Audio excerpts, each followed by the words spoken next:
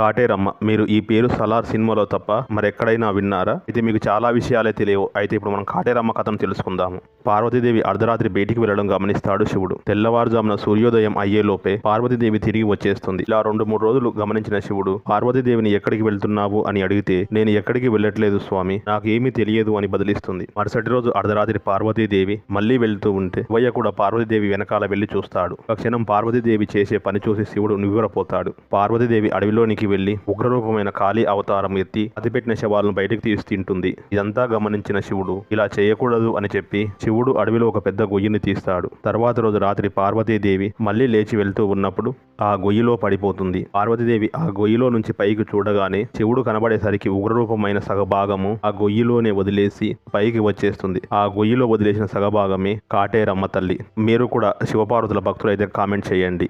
వీడియోని లైక్ చేయండి. అలాగే మన ఛానల్ సబ్స్క్రైబ్ చేసుకోండి.